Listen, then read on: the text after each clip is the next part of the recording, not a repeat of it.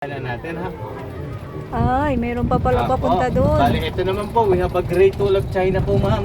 Great Wall. Opo, napag-picture na po ba kayo sa Great Wall, ma'am? Hindi na, okay na yan. po. Okay Ayan, na. kapit po, ma'am, sir. No? At medyo pababa po tayo. Tayo. Ayan.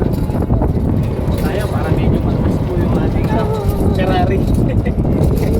May mga rooms. Opo. Ito po, ma'am, mga new countries po siya. New country. Dito po tayo, ma'am. Holy Station of the Cross po. Mysteries. Station of the Cross. Bali yung Torres Farm po mga ma'am, we have a 14 hectares. Then 7 pa lang po yung nadidevelop. Opo, bali yung owner po ng Torres Farm is 8 pong magkakapatid. May develop pa rin to. Opo. Okay. Bali kung napapansin niyo po ma'am, may mga lights. Usually po kasi yung malalapit dito ma'am, mas pinipili nila magdala ng gabi.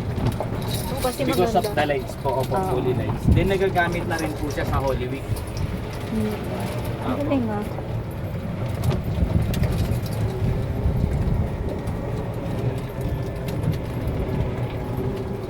Yun. Ayan po. Nasa pera. Apo, Karaiso, Way of the Cross na. Sorrowful.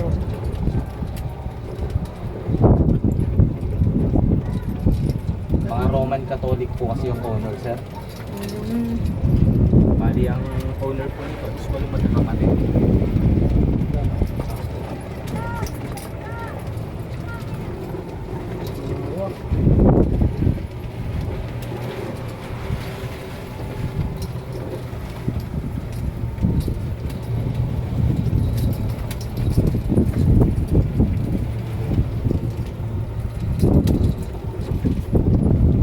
Okay.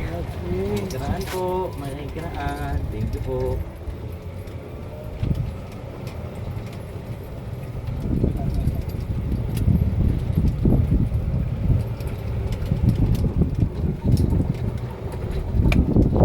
Ito naman po, we have a Christ of the Redeemer Ayun. naman po sa Brazil.